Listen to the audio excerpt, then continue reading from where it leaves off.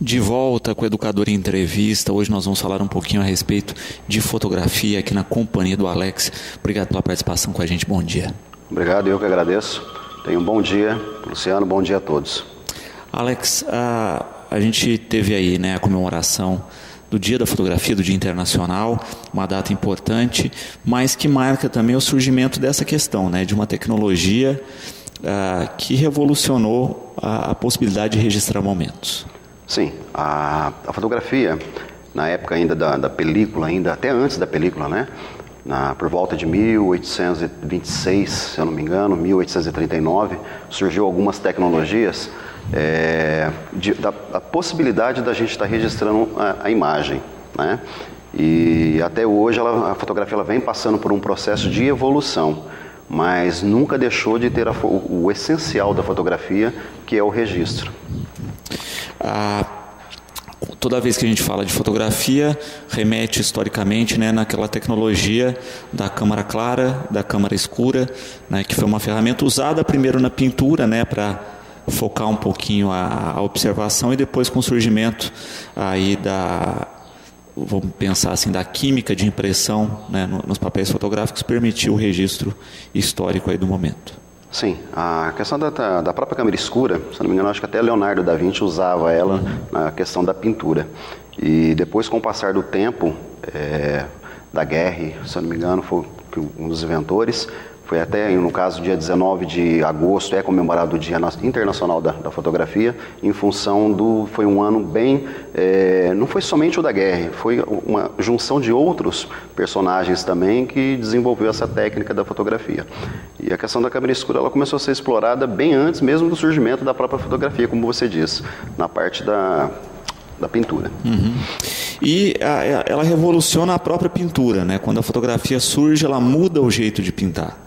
A gente tem esse fator aí, porque o enquadramento, né, nas câmeras iniciais lá, ele não era muito preciso, né, então vazava cenário, começava a cortar partes dos cenários ao meio, né, e quando a gente observa a pintura da época, tudo era dimensionado, né, tudo era colocado harmoniosamente. Aí a gente vê a pintura reproduzindo isso um pouco, né, de vasos no cenário pela metade, como a fotografia fazia, até que depois você tem todo um surgimento aí da pintura abstrata, de outras formas de se pintar, porque a fotografia já estava suprindo essa questão do retrato, né, vamos pensar assim, da imagem que documentava aquele momento.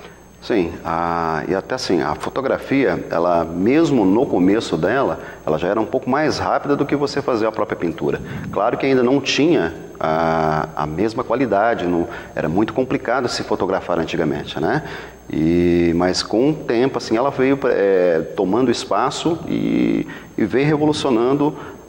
Não vamos falar substituir a pintura, mas porque a própria fotografia é desenhar com a luz, né? A palavra fotografia. Mas ela veio tomando um espaço aí que até hoje ela é fundamental nos nossos meios de comunicação.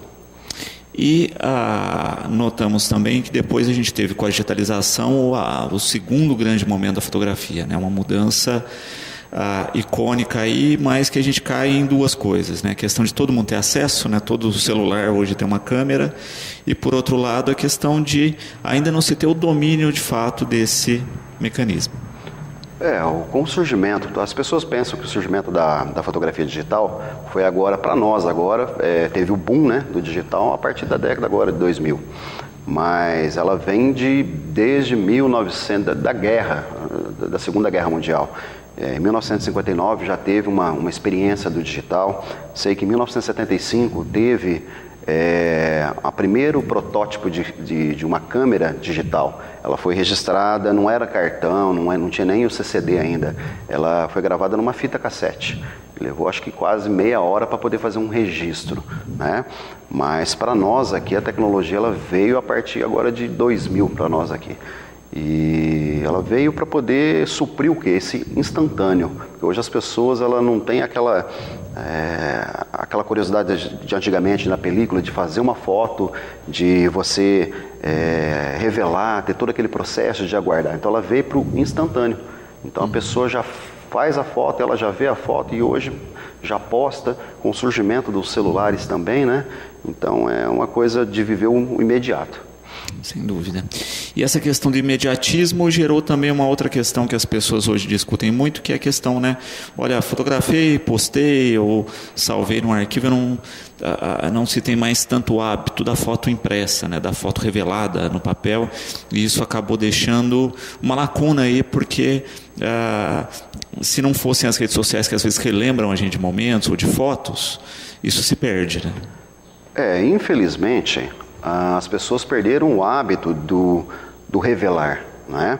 E eu acho fundamental, não que você não possa ter guardado de forma digital esses arquivos, mas eu dou sempre o exemplo às pessoas. Fotografou, foi para uma viagem, foi para uma praia, foi para algum local, fotografe, sei lá, deu 500 fotos, selecione pelo menos umas 50 fotos, as melhores imagens, e guarda no papel, revela essas fotos, porque eu já passei por muitos casos de pessoas desesperadas, foram fazer viagens internacionais, de perder cartão, de fotografar no celular, que assim, a qualidade ainda não supre ainda um equipamento fotográfico, e de perder toda uma história. Hoje eu vejo muitas pessoas indo em shows, fotografando, todo mundo está lá prestando atenção no show, não está prestando atenção completamente, ela está com a câmera, com o celular ligado ali, ela não vive o momento para poder registrar um momento.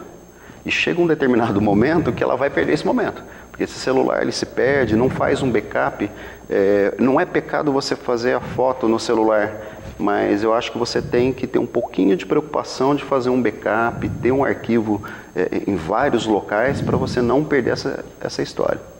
Uma das coisas que a gente também observa, né, é a variedade de profissionais e de áreas dentro do campo da fotografia, né? Tem fotografia para publicidade, a fotografia de eventos, a fotografia jornalística, enfim, dentro do segmento começou a haver especializações. Sim, eu falo que é igual, comparado assim com outras áreas também. A medicina, você faz a medicina e depois tem a especialização. A fotografia também. Tem pessoas que é o clínico geral, né? Uhum. Então ele vai atender várias especialidades. Mas tem a parte focada, onde você se especializa em determinada área. Uma foto publicitária hoje realmente é muito difícil para ser feita. E tem um grande valor um profissional que faz esse tipo de trabalho. Tem os eventos sociais, tem a parte de fotojornalismo, e a área que eu mais atuo, que é na questão da eventos sociais, por exemplo, casamento, nós temos que ter um pouquinho de conhecimento de várias áreas para poder fotografar o casamento, porque ali você tem um fotojornalismo, você tem foto de produtos, que é o estilo, você tem uma foto publicitária, você tem vários momentos dentro de um único evento. Uhum. E é justamente o que o Henrique coloca aqui, né? Como é que você enxerga a questão dessa era digital nos próximos anos, né? Em especial nos profissionais aí da área de casamento? Olha, é complicado. O que vem para frente agora, estão vindo coisas assim mais de imediato do que nós vivemos. Vão vir novas tecnologias, sim, porém, as pessoas, o que está acontecendo? Está havendo uma mistura. Está surgindo muitas pessoas que falam assim, sou fotógrafo. Clica, estão clicando, eu falo assim, todo mundo clica, todo mundo fotografa, mas nem todo mundo é fotógrafo. Está tendo pouca especialização. Então, eu acho que assim, com o surgimento de novas tecnologias, câmeras, celulares, a coisa realmente indo cada vez mais rápido, a questão da informação, as pessoas não estão tendo o cuidado de saber olhar. Está se perdendo a questão do olhar. Eu acho que assim, vai ter campo para todo mundo, tem campo para todos os profissionais. Porém, eu acho que aquele profissional que ele estuda, que ele se preocupa realmente com a luz, com a iluminação, faz uma foto diferenciada, esse não vai perder o mercado, não. Uhum. E de fato é isso, né? Tem que estar com uma visão o tempo todo se atualizando em função dessas novas tecnologias, né? É lógico que a gente tem umas questões de momento na tecnologia, mas outras mais firmes aí. Eu não paro de estudar nunca, eu tomo base por mim, né? Então assim, eu já estou há 18 anos fotografando profissionalmente e a gente vê que a cada ano que passa existem as tendências, né? Como a foto de cor seletiva, por exemplo. Todo mundo, muitas pessoas profissionais faziam aquela foto colorida, só os lábios da noiva, o restante em preto e branco, colocava-se uma imagem de um casal dentro de uma taça, coisas que para a época eram legais. Hoje a gente já é visto de uma forma negativa. Então o que eu procuro fazer? É não cair em tendência. É fazer a foto pura. A foto bem iluminada, bem trabalhada, para que amanhã passe 1 ano, 2 anos, 20 anos, essa foto ainda está atualizada. Mesmo com tanta tecnologia, com tanta revolução na área, eu tenho certeza que a foto em si, a fotografia pura, ela não vai perder nunca. Uhum. Quando se tem essa questão, né, a gente também tem isso, né, questões datadas, né, com relação à fotografia, bem que você coloca um efeito, um estilo, uma tendência daquele período, em que se a gente vê muito, né, isso na estrutura de eventos, dá para se notar a tendência de época. Sim, eu vejo muitos profissionais hoje, na época que eu comecei não tinha esse negócio de workshop, feiras, não tinha. Hoje muitos profissionais eles estão ganhando mais dinheiro ensinando, vamos falar assim, do que propriamente fotografando. Então assim, as pessoas, sei lá, um grande evento, vão 3.000 pessoas para esse evento, vão sair 3.000 pessoas fazendo o mesmo. Então eu tenho um grande mestre na fotografia que eu acompanho, o Adriano Gonçalves, e o trabalho do cara é fantástico e eu tento fazer assim, seguindo o mesmo pensamento dele, é fazer realmente a fotografia sem efeitos. Não que eu sou contra o uso de Photoshop, jamais, mas hoje a minha fotografia está num ponto que 90% é o clique. Pequenos ajustes no Photoshop para você poder tirar um retoquinho, não mudar a realidade. O Henrique também levantando um tema interessante, né? Hoje uma questão complicada para os profissionais é a questão do direito autoral. A gente percebe muitas vezes as pessoas utilizando imagens sem a devida remuneração ou sem o devido, né, cuidado de acreditar quem fez aquela imagem. Acontece demais, Luciano, mas muito. O Henrique tem razão. Você faz a foto e a pessoa acha que é público por você ter colocado na internet. E não é bem assim. Então tem um autor por trás desse olhar dessa fotografia. E além de não, eu acho que o remunerar é até o de menos. Eu acho que o creditar muitas vezes já resolveria o problema. Mas eles usam, eu tenho uma imagem minha que foi usada de uma forma ampla aqui na cidade e que nem os créditos eu ganhei. Então, assim, a gente acaba por ser uma cidade pequena, evitando até de questão de um processo que eu tenho certeza que eu ganharia, mas é complicado, eu concordo realmente com o Henrique. Sem dúvida. E de fato é isso, né?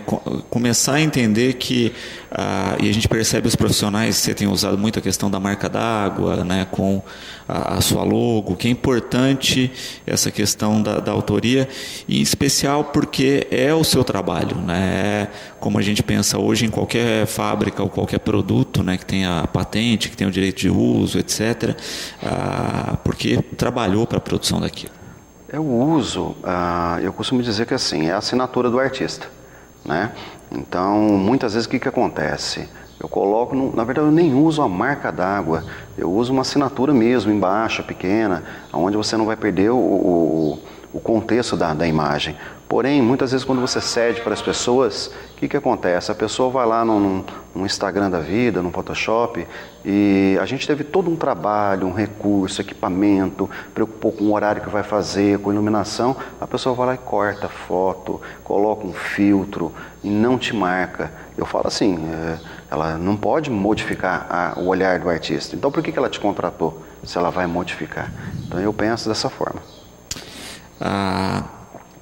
Tem também uma questão prática aí, né, hoje, quando a gente pensa na estrutura da fotografia, que é a questão de exatamente fazer o trabalho de acordo com o ambiente, com o horário, com luz específica, né?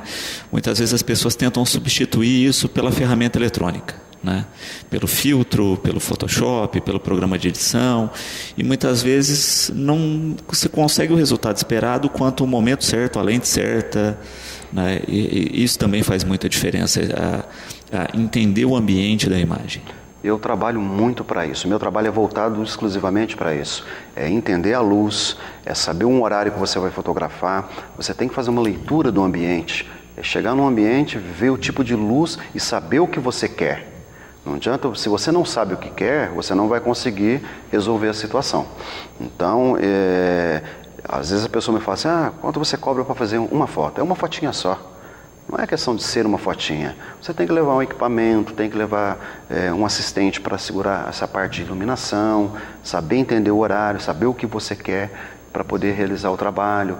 Então, assim, a gente tem um certo estudo e está se perdendo isso justamente por conta da facilidade de uso de filtros, de modismo, de tendência.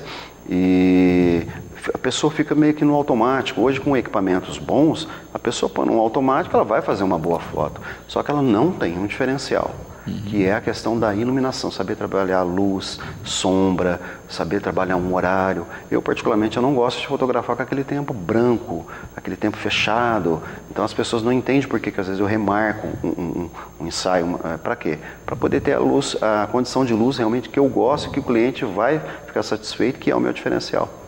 E os ensaios também, eu acho que tem uma questão muito importante, que é fazer com que a pessoa fotografada, o modelo, entenda também a ideia geral, né? Acho que às vezes a pessoa chega com algo pronto, com um conceito, né? E eu acho difícil para o profissional de fotografia vender o pensamento que, olha, não é a tua cara esse conceito, não vai funcionar com você, ou a gente não tem o espaço, a estrutura para isso. Isso deve ser muito comum na rotina de conversa com os clientes. Você disse tudo, Luciano. As pessoas procuram o quê? Referência onde? Na internet. Então ela vem com aquela fotinha pronta do balão, vem com uma fotinha pronta numa cesta de piquenique. Eu não sou contra quem faz esse tipo de ensaio, não é isso. Mas acho que cada profissional tem o seu estilo de trabalho. Eu tento procurar extrair do casal o quê? O sentimento do amor que tem com o casal. Então eu procuro trabalhar muitas vezes sem efeitos de acessórios. Eu quero distrair o casal, eu quero provocar uma situação com o casal onde tem aquela cumplicidade, onde você olhar a foto, apesar de ser uma foto posada, mas ela é uma foto dirigida, ela tem uma espontaneidade. Então assim, você vai trazer, eu quero aquela conexão do casal, eu quero sentir o calor, a mesma emoção. Já teve casal que eu dirigi que chorou. Então, assim, a gente consegue atingir o objetivo. Isso é o mais importante para mim, é a questão de deixar o casal de uma forma natural, apesar de ser uma foto posada. Eu já vi fotógrafo de casamento, inclusive, fazendo um trabalho mais a longo prazo, né? Eu vi inclusive, que trabalhava a cerimônia, todos os preparativos, dia da noiva, do noivo, etc. e tal. Aí depois o casal saía para a lua de mel, na volta já estava combinado de novo vestido, roupa, maquiagem, né? E aí eles saíam para fazer fotos extras, né? Com tempo, né? Sem ansiedade da cerimônia, sem o atropelo, né? Olha, vamos fotografar no local alternativo, no local de trabalho dos noivos, enfim, né? Meses depois, às vezes, faziam isso, né? Para fazer o arremate aí do trabalho. Hoje são etapas, né? Quando eu comecei a fotografar, era simplesmente, às vezes fazia um registro, falando de casamento, no civil, depois fazia igreja e fazia, depois da igreja, quantos casais aqui em Batatais não tem foto na praça, no coreto? Terminava, era praxe, todo mundo ia para a praça para poder fazer fotos. E aí depois começou uma tendência de levar casais em locais inusitados, em posto de combustível, já levei casal dentro de barzinho, então assim, várias situações. E hoje a coisa está mudando novamente. Essa tendência de sair para fora para fotografar, às vezes até por uma questão de segurança. Hoje a gente é muito exposto com os nossos equipamentos e eu já passei por situação onde pessoas mexem com o casal, então e o casal também eles estão tão afoitos, tão eufóricos com a situação, que eles não te dão tempo para poder fazer a foto da forma que ela tem que ser feita. Então a gente acaba fazendo tudo na festa. Aí é o que você falou, passa-se um tempo depois da lua de mel, com todo o tempo, com calma, passou a ansiedade, aí a gente vai fazer um arremate do trabalho. E temos algumas fotografias, né, que o Alex nos trouxe aí para a gente comentar um pouquinho.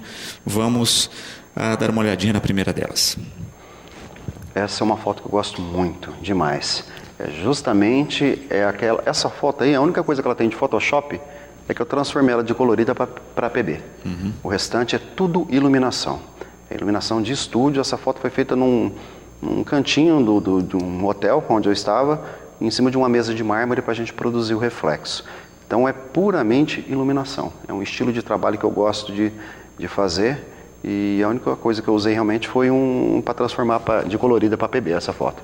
E a questão da produção também, né, Alex? A disposição do véu, Sim. Das flores, tudo isso ajuda na composição. Sim, tem assistente, então estávamos aí pelo menos em 4 assistentes, mais eu fotografando. Era um workshop essa fotografia, tá? Justamente com o Adriano Gonçalves, que eu falei, que tem uma técnica fundamental, aprendi muito com ele. E então eu consegui extrair muito nesse ensaio, né, nesse workshop. Sensacional mesmo. Vamos à próxima. Essa foto é recente. Esse casal ganhou um sorteio, acreditou num trabalho nosso e ganhou um sorteio. Essa foto ela é 100% iluminação. Ela não tem nada de Photoshop. A única coisa que aconteceu dela descarregou no computador e eu exportei para poder apresentar o trabalho. Mas ela é aquele pôr do sol, à tarde, é uma foto dirigida, mas você pode perceber que o casal tem uma conexão, tem um sentimento. O casal chega assim, não somente eles, mas todos, né? Não sabe onde coloca a mão, fica despreparado, fica nervoso. Mas com o passar do ensaio, eles vão se soltando e a gente consegue trazer o que cada casal tem de especial. E aí você tem uma questão de luz natural com luz artificial, né? Eles estão iluminados com luz artificial para dar esse contraste aí com o fundo, porque senão a gente ia ter uma silhueta, né? Perfeitamente. O que eu priorizo é o fundo. O fundo tem que sair do jeito que eu programei, que é esse para você pegar o entardecer, pegar o pôr do sol. Automaticamente o casal não tendo luz, ele vai sair numa silhueta. É aí onde entra a questão da iluminação de estúdio, um softbox, uma sombrinha, difusora, né? E o que você vai regular no caso aí, acertar, é a potência que essa luz vai atingir o casal. Porque a potência da luz ali, ela não vai atingir o fundo já está pronto. Então é só uma questão de regular a potência para o casal, a iluminação, que você vai ter esse efeito que muitas vezes a pessoa pensa que é Photoshop. Não, não é. Essa foto é 100% na hora da captura. E tem que ter um macete muito bom em função aí também, né, nesse caso, né, de tempo, né, porque você tem que estar no momento certo, no horário certo, e você tem um espaço de tempo curto para a produção de uma foto desse tipo.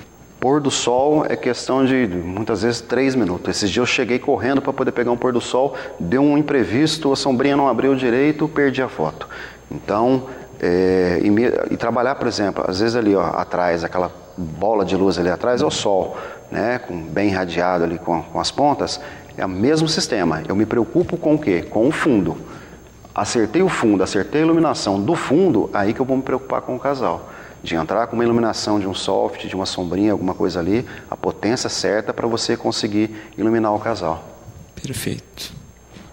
É outra, recente também essa foto, não tem absolutamente nada de Photoshop. É aquele horário mágico da luz ali de um pôr do sol. Dirigia, no caso, a Ana Laura, eu vou fazer os 15 anos dela agora, o mês que vem.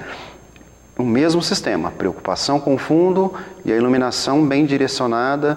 Você vai, para mim, no caso dela aí, né, da Ana Laura, para poder fazer a iluminação, trabalhando um pouco de contraste, de sombra, para poder dar esse efeito na fotografia. As pessoas falam, mas tem Photoshop. Não tem, eu provo, é só me acompanhar um dia no ensaio que você vai ver que a foto ela nasce assim. Perfeito. Fotos de grávidas hoje gestantes, né, estão em alta, né, e que também tem essa coisa muito da sensibilidade, né, para se trabalhar. Você viu que eu gosto muito de fotografar no pôr do sol, né? É uma marca, mas é aquela direção. Eu costumo dizer para as meninas, para as gestantes aí, que ela tem que se conectar com o quê? Com a vida que está dentro dela, com o presente que Deus deu a ela. Então a gente tenta trabalhar a emoção, tenta trabalhar o que cada pessoa, porque às vezes tem uma pessoa mais tímida, né? Então a gente tenta trabalhar essa emoção para poder conseguir uma foto que é para sempre. É outra foto também que não tem edição alguma, é do jeito que ela saiu. Perfeito. Essa é um clássico aí das redes sociais, né? Sim. Essa foi partilhada, repartilhada, compartilhada com todos aí. Essa foto, eu falo, aí já tem uma técnica diferente. É a questão da longa exposição, né? Então é trabalhar com ISO bem baixo, eu trabalhei com ISO 50, uma abertura aí para poder conseguir esse efeito estava em, se eu não me engano, acho que em 22, colocado no tripé, modo manual, longa exposição de 20 segundos para poder expor. É outra foto também que não tem quase edição. Essa não tem quase porque foi uma questão assim de pequenos ajustes que entrou alguma imagem, algum fio, alguma coisinha assim que estava na frente, que eu dei uma limpada e só dei uma saturada na imagem, um pouquinho de saturação. Mas é 90% também consegui esse efeito na hora da captura. Uhum. Essa é uma do lago, né? Já faz um tempo, essa é uma foto aérea. Tem uma dificuldade também grande de se realizar. Sim, essa foto aérea, ela foi realizada, a gente pode perceber que o lago ainda foi antes da reforma. Deve ter uns 3 anos mais ou menos essa imagem. Essa foi feita com um helicóptero. Hoje tem a facilidade de drone, né? As pessoas levantar o drone para poder fazer uma imagem dessa. Mas a dificuldade que você realmente falou é a questão de você, no movimento do helicóptero, você tem que trabalhar com uma velocidade alta. Então, durante o dia facilita trabalhar com uma velocidade alta para que não borre a imagem, para você ter uma nitidez como essa daí. Perfeito. Essa é a oportunidade. Então, você está fazendo um ensaio e nós, fotógrafos, olha tudo à volta e presta atenção.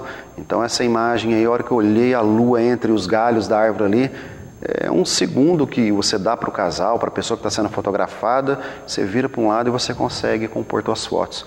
É a fotografia não comercial, é aquela foto que te dá realmente mais do que o dinheiro para pagar suas contas. É o prazer de você fazer, é uma fotografia que a gente trata como arte. Perfeito. A mesma coisa. Fantástico, né? Isso, onde você estava aí, para o pessoal se ambientar aí? Novo Distrito Industrial, saída para Franca. E eu estava fotografando por ali. Terminou o ensaio, o sol ainda não havia se posto, com a câmera na mão, preparei o clique ali, fiz e consegui essa maravilhosa foto aí. Perfeito. Outra oportunidade também. Então eu falo assim, muitas vezes a pessoa vai fazer uma foto comercial, ela se preocupa em só fazer o comercial, mas um segundo que você tem de prestar atenção à sua volta, essa foto eu fiz um ensaio no Guarujá, e na Praia dos Pescadores, no Guarujá, eu vi aquela cena, os barcos parados, todo aquele clima, e a câmera na mão, a oportunidade, você tem que aproveitar. É outra que eu amo também essa fotografia, essa calmaria do mar. Sempre aproveitando os momentos, sempre aproveitando. Fui para Olambra participar de um mini workshop com o Mauro, também outro profissional fantástico também. E o campo estava lá, a câmera na mão, e essa foto ela tem 100% sem edição também, na hora do clique. E o interessante é isso, né? Que cada espaço, cada cenário aí tem a sua característica, né? Quando a gente pensa na estrutura que a gente viu anteriormente, né? Com os galhos, com o sol mais avermelhado, então cada cenário é um horário do dia, vai propiciar melhor aquele tipo de cor, né? Então a gente percebe também isso, né? O quanto o momento certo para o espaço certo. Sim, a luz ela vai variar aí, no caso, meio-dia você tem uma luz mais dura, final de tarde aquela luz mais alaranjada, então cada momento vai te proporcionar uma foto diferente. E a gente tem que saber aproveitar o momento que a gente está. Essa foto aí, ela tem entre nuvens ali, você percebe o azul do céu, então estava bem carregado de nuvens. Se tivesse sem nuvens, já daria um outro efeito, uma outra tonalidade na fotografia. Rapaz, essa foto foi feita no quintal da minha casa, na casa dos meus pais, né? E o meu irmão que me mostrou para mim que tinha um ninho nessa árvore, e no caso essa aí é a fêmea, né? E o macho tem uma outra foto também, é o casal, e é um choca-barrada essa daí, e é a fêmea que caça e o macho fica chocando. Fica no ninho. Essa é a fêmea. Estava no quintal de casa e eu consegui pegar. E isso é uma questão, né, que é complicada, né? Porque você tem aqueles segundos lá de ficar à espreita, esperar uma pose. O animal às vezes não fica parado, desfoca. Isso aí eu estava aqui no nosso horto, aqui em Batatais, e terminei um ensaio, ainda estava com a câmera na mão, eu olho para cima um macaco, olho para o outro 2, olho para o lado 3, a hora que eu prestei atenção tinha uns 30 macacos pulando para tudo quanto é lado, e eu com a câmera na mão, e eles muito dóceis, veio muito próximo. Ganharam o ensaio. Ganharam o ensaio. Ganharam o ensaio. Outra situação, eu estava na rua da minha casa, lá na casa dos meus pais, e eu olhei essa pombinha lá, ela toda ali chegando perto de uma poça d'água para poder tomar a aguinha dela, e eu com a mesma situação, gente, é a oportunidade, a câmera na mão. Então, assim, às vezes é um detalhe, é uma coisa simples, as pessoas estão deixando de prestar atenção. Não é que o fotógrafo tem um olhar diferente, é que eu acho que o fotógrafo se preocupa mais nos pequenos detalhes. Então, acho que todo mundo tem a oportunidade de parar um pouco dessa vida corrida nossa e prestar atenção num detalhe. Eu acho que o momento está ali, é saber aproveitar. Sem sombra de dúvida. Festa do leite. Festa do leite de Batatais, um belo de um chapéu mexicano à noite, igual a foto da matriz, longa exposição. Coloquei um tripé, longa exposição, para poder dar o rastro, né? O movimento, com luzes, saber acertar a abertura e exposição para poder conseguir uma foto dessa. E essa você percebe que ela tem todo um abaloado na fotografia, né? Que no caso ela foi feita com uma fisheye, uma olho de peixe, para poder ter essa angulação. Perfeito. E é interessante isso, né? Porque nessa foi explorada a longa exposição de fato das luzes, né? Enquanto da matriz era do reflexo da luz na fonte. Sim. Né? Então tudo vai gerar um efeito diferente aí, porque muda o objeto de observação. Com certeza. É você saber olhar o que tem à sua frente e saber o que você quer. Aí você consegue regular a câmera para você conseguir o que você quer. Muitas vezes a pessoa chega e olha para o cenário e ela não sabe o que quer. Aí fica difícil você conseguir capturar a imagem. Então é entender de luz, é estudar a iluminação, se preocupar menos com a parte de efeitos, com a parte de colocar um recurso, de um filtro. Então é você saber dominar a luz, que é a fotografia. Bom, o Henrique aqui, né, colocando exatamente, né, que profissionais muitas vezes, né, fazem um investimento aí para fazer sempre o melhor, né, porque amam a fotografia, claro, trabalham para sobreviver com isso, mas trabalham também com sonhos e isso não tem dinheiro que pague. É isso que eu costumo dizer. O Henrique teve uma excelente colocação. Muitas vezes a pessoa enxerga o nosso trabalho como preço, e não é preço, é valor. Então vai passar 1 ano, 2 anos, 20 anos, 30 anos, se foi feita uma foto bem capturada, essa foto ela vai registrar emoção, momento. Eu falo Dia das Mães, Dia dos Pais, as redes sociais chovem de fotografia minha, que eu consegui de um momento com o pai, de um momento com a mãe.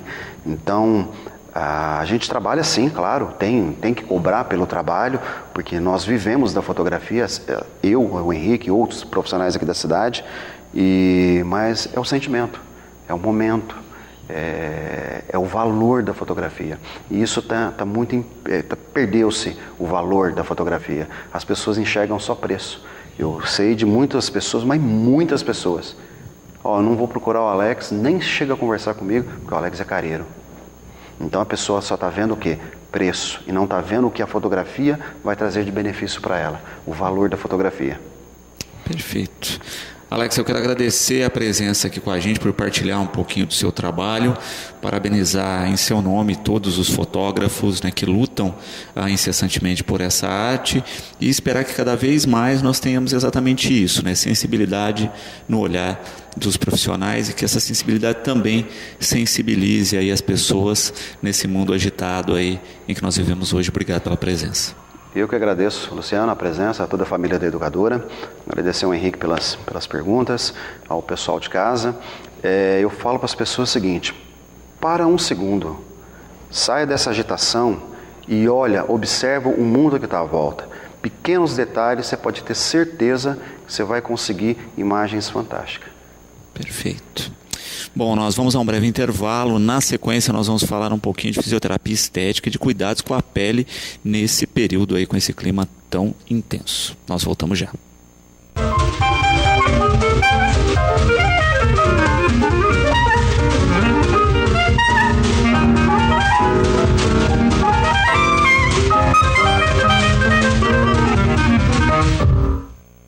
Sexto bloco do Educador em Entrevista, agora na companhia da Adriana. Obrigado pela participação com a gente. Boa tarde. Obrigada a você, Luciano. Boa tarde para todos os telespectadores. Viemos hoje falar sobre os cuidados estéticos da pele no inverno, que sofre muito, né? Nossa pele sofre muito com esse clima. Falta de chuva e a seca do inverno e o frio, tanto quanto a falta de hidratação, a falta de umidade no tempo, traz um pouco de consequências para a nossa pele. E é exatamente isso, né? Nós estamos vivendo, além da questão do frio, um tempo, né, relativamente de extremos, né? A gente tem temperatura de deserto, né? A gente tem calor em determinada faixa do dia, frio na outra, e isso impacta demais no organismo, na pele não seria diferente. De jeito nenhum. Nós temos características, né? A pele, ela tem a característica, principalmente, né? Nós variamos em três fases: a pele seca, a pele oleosa e a pele mista, que tem a constituição tanto da oleosa quanto da seca. Então, antigamente, quando a gente estudava na escola, né, estação do ano, primavera, verão, outono, inverno, que isso era muito separado, a pele, o tipo da pele também era muito separada, e você usava o cosmético de acordo com o seu tipo de pele. Hoje, além do tipo de pele, você utiliza o cosmético de acordo com o clima. A alimentação ajuda muito, a hidratação da pele é extremamente importante, até para a pele que é oleosa, mas a pele seca ela precisa de um cuidado maior. E no inverno, a pele que tem a constituição seca, ela sofre mais ainda.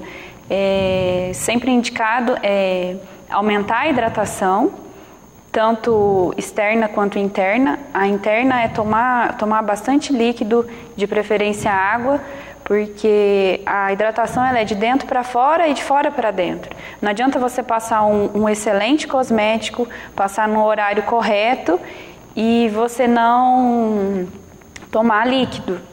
E outra coisa muito importante no inverno, não tomar banho muito quente, porque o calor excessivo, ele ajuda a diminuir o número de proteínas na pele e aí dá aquele aspecto maior ainda de ressecado, principalmente em extremidades, né? Que seriam cotovelos, joelho e tornozelos, né? O calcanhar é o que mais sofre sempre na seca, no calor, na terra, no piso de madeira, no piso descalço, em qualquer situação o calcanhar ele é o que mais sofre, independente do clima. Então, hoje em dia a gente já passa hoje eu já passo no consultório para o cliente usar home care, a gente já passa um cosmético para usar, que dê para ele usar tanto no frio quanto no calor, de acordo com o tipo de pele. E o que a gente faz? Por exemplo, o mais importante agora que a gente retira, que é o esfoliante. O esfoliante que você pede para usar de 3 a 4 vezes na semana, na época do frio e da seca, eu já peço para usar uma vez na semana no máximo, para não agredir tanto essa pele, que já está agredida com os fatores fisiológicos e climáticos. Perfeito. E de fato é isso, né? É um cuidado que tem que ser constante, né? E para cada período, para cada clima, uma visão aí nesse tratamento. Sempre, o cuidado ele é sempre constante e assim, o que a gente pede, né, quando a paciente me procura, vamos fazer uma limpeza de pele e resolver o problema naquele momento. Então eu peço sempre, depois que termina, que fez alguma limpeza e fez o tratamento, eu passo todos os cosméticos home care que é indicado para aquele tipo de pele para usar no dia a dia em casa. É interessante sempre voltar, dependendo do tipo de pele, de 3 a 4 meses, retornar no consultório para dar uma olhada, tanto nesse fator de clima, como está o clima, como está a sua pele, você passou hoje, trabalha num local que usa ar-condicionado, trabalha num local que tem muita poeira. Então, de acordo com a vida do indivíduo, é o cosmético que ele vai utilizar e o tratamento que nós vamos fazer. Sempre, em todos os casos que envolvem saúde, sempre a prevenção é melhor do que o tratamento. Então, se você conseguir pegar antes uma pessoa que trabalhava em um ambiente de um clima natural, que vai passar por clima do ar-condicionado, se você conseguir pegar esse paciente antes, que ele fala, vou mudar de emprego, vou para tal lugar. Se ele falar, agora eu vou trabalhar num lugar que tem muito ar-condicionado, que tem muita luz branca, então vamos aumentar o seu protetor solar, o fator de protetor, porque você vai ficar exposto à luz ou exposto ao sol, então já vamos prevenir uma mancha. Vou mudar para o clima do ar-condicionado. Então vamos passar um cosmético mais hidratante para não ressecar tanto a sua pele. Até protetor labial, né, que é importante falar, porque muita gente esquece. Pensa na pele do rosto, pensa na pele do corpo e esquece dos lábios. O lábio sofre muito, principalmente nessa época do ano. Então é importante sim ter o protetor solar labial. Giovana, eu falava no começo, né, da sua questão de trabalho de fisioterapia estética. Ela coloca duas questões, né? Existe como exercitar a pele, né? E a segunda é se o colágeno de fato é importante. Giovana, boa tarde. A questão do exercitar, a gente não exercita a pele, a gente exercita a musculatura que está abaixo da pele, tá? A pele, ela é considerada o nosso órgão, o maior órgão do nosso corpo. A constituição maior do nosso corpo realmente é a nossa pele, só que não tem como você fazer um programa de exercícios. Tem muitos protocolos hoje de exercícios faciais para aumentar o tônus da pele. Só que quando a gente utiliza esse termo tônus da pele, é o tônus muscular que vai ajudar a tensionar um pouco a pele. Mas exercitar a pele, não. A gente tem manobras manipulativas para a pele, que a gente tenta separar a pele da camada adiposa para poder movimentar essa pele. Mas exercício para a pele, não. O exercício ele é para a musculatura e ajuda a firmar um pouco a pele. Nessa questão, o colágeno, ele é importante, sim. A gente tem o colágeno que a gente utiliza na pele, que ele é ingerido, ou a gente pode passar o cosmético ou fazer algum outro tratamento para aumentar o estímulo da formação de colágeno no nosso organismo. A gente tem as técnicas faciais, corporais, como radiofrequência, peeling, carboxiterapia, tudo para aumentar esse colágeno. Mas você pode ingerir, né? Sempre a gente indica ingerir pela manhã, ao jejum.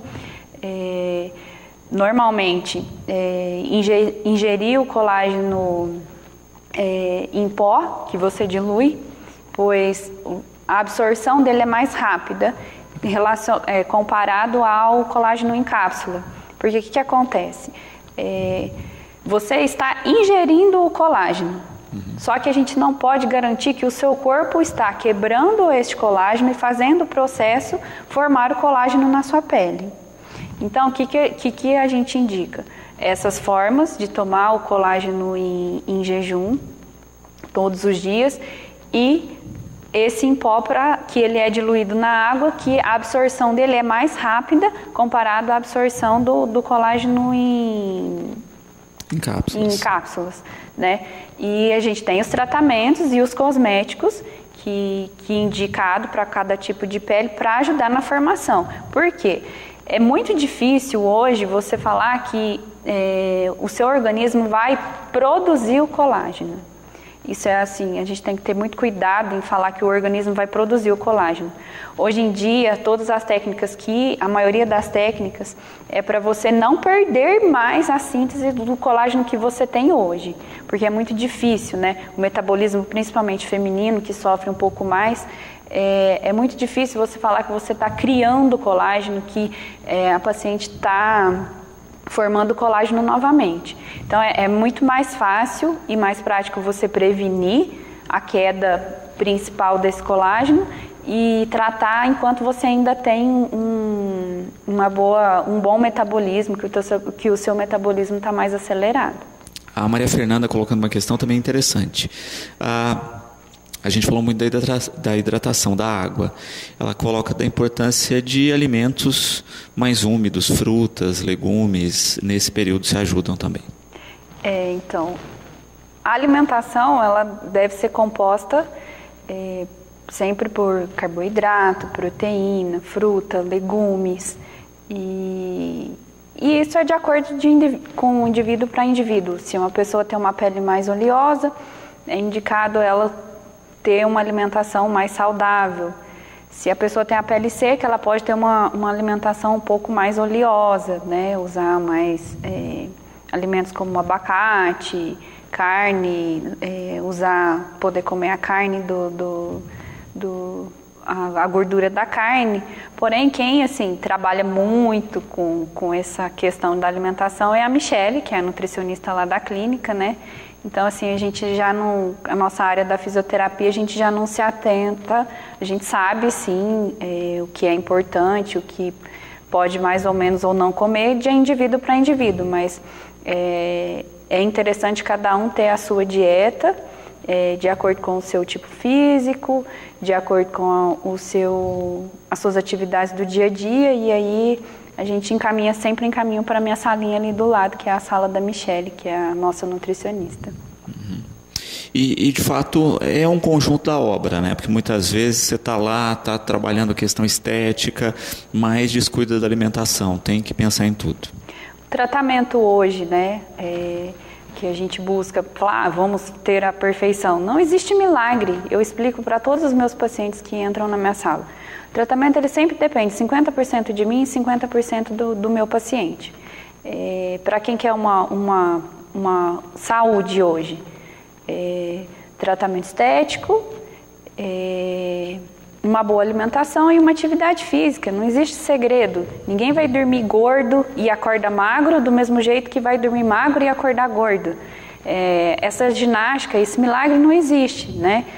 Salvos para quem vai fazer uma cirurgia plástica, mas hoje, o conceito que a gente tem de saúde hoje já mudou bastante. Hoje eu tenho pacientes no consultório que fizeram cirurgia plástica, que hoje em dia os médicos já não estão mais operando pacientes obesas, nem com o IMC pouco acima do normal.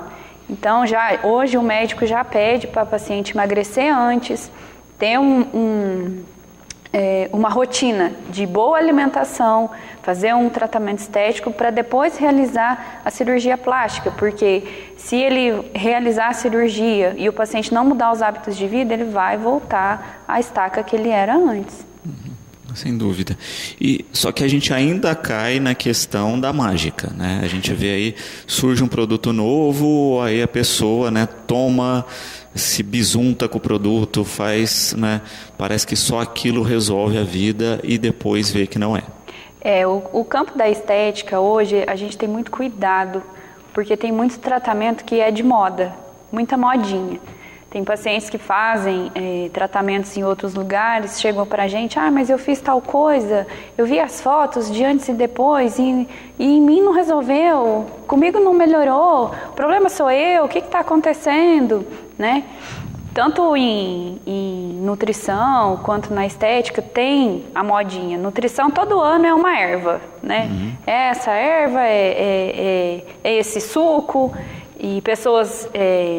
Eu trabalhando com a Michele com mais contato, pessoas indicam algum determinado chá que mexe com o metabolismo, mexe com o organismo, mexe com o hormônio, não pode indicar, né? Assim, então, depois com a Michele ali trabalhando comigo, já não indico mais. Fala com a nutricionista, que é ela que vai te indicar de acordo para você. Tratamento estético é a mesma coisa. Nem tudo serve para todo mundo. Eu tenho pacientes hoje que emagreceram 13 quilos, alguns que fizeram determinada cirurgia plástica e quem tem tendência a ter flacidez, paciente que tem tendência a ter flacidez não pode fazer a massagem modeladora nunca mais na vida, porque se fizer, vai aumentar a tendência à flacidez. Tem um tratamento que a gente chama de endermologia, que é a vácuo. Paciente que tem essa tendência à flacidez também não pode usar esse equipamento, porque vai aumentar. Não interessa que está na moda, que todo mundo está fazendo, que vai dar resultado. É para você. Se não é bom para você aquele tratamento, não adianta você fazer. Você vai lá, você vai investir, gastar um dinheiro e voltar para mim e falar assim, nossa, fui lá, fiz, não deu certo. Que é o que eu explico para muita gente, né? Então, você tem que ter esse acompanhamento, saber qual é o seu tratamento mais indicado para o seu tipo de pele, para o seu tipo de vida, né? Seu tipo de função. Não adianta você fazer um tratamento da moda e depois não vai te dar aquele resultado que você espera. Perfeito. Kleber colocando, né? Cuidados com a pele masculina e feminina. Existem muitas diferenças ou não? A pele masculina, ela é mais densa. E a camada de pós também ela é um pouco mais dura, mais densa. Então tem sim essa diferença. Geralmente a pele do homem, por ela ter essa consistência, ela precisa de um cosmético um pouco mais forte. Quando eu passo, hoje eu gosto muito de trabalhar com manipulado. E quando a pele é masculina, a intensidade as gramas do cosmético masculino, ela geralmente é um pouco mais forte.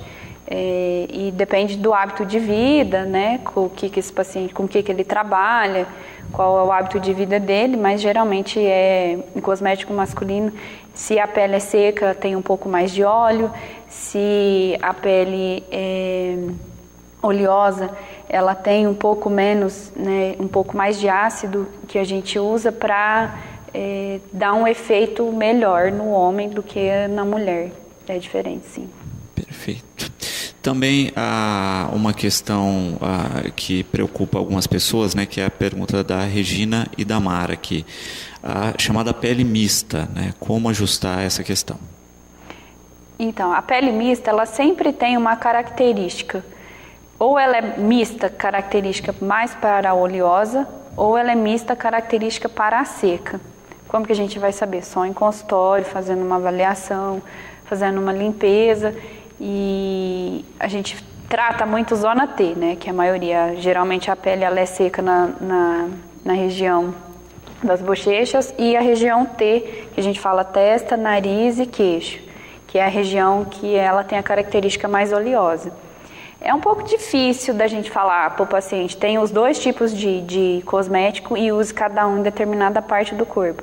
Não é assim, igual a gente usa para cotovelo e calcanhar, que a gente pede uma manteiga, para usar a manteiga e hidratar essa parte do corpo. Agora, no rosto é mais difícil você falar, tenha um cosmético para usar nesta região do que na outra região. Então, geralmente, a gente olha, faz a avaliação e faz o diagnóstico se a pele é mais seca ou se ela é mais oleosa. E aí a gente começa a usar o cosmético e às vezes não dá certo. E aí a pessoa tem que usar os dois tipos de cosméticos. Porém, em vias de regra, a maioria não. Se ela tende mais para a oleosa, a gente usa o produto mais oleoso, mais para a pele oleosa, com mais ácido. E se a pele é seca, a gente usa um produto um pouco mais oleoso para hidratar essa pele. Ou sérum, ou a gente usa mousse para hidratar mais essa pele. Perfeito. Adriana, eu quero agradecer a participação aqui com a gente, agradecer as dicas, esperar realmente que a gente tenha mais foco e atenção aí nos cuidados com a pele, né? Porque dela depende também a nossa qualidade de vida e a nossa saúde. Obrigado pela participação. Obrigada a você, Luciano. Quem quiser me procurar, eu trabalho na Clínica Fênix, no Riachuelo, na Rua Gabriel de Andrade, telefone 3662-4150, e eu espero todo mundo lá para fazer uma avaliação e ver qual é o cosmético que cada um precisa usar. Maravilha. Bom, o programa de hoje vai ficando por aqui. Lembramos que às 18h30 temos Cidade na TV. Você fica agora na companhia da TV Brasil e nós voltamos amanhã, como sempre, logo após o Fique Sabendo, com mais um Educador em Entrevista.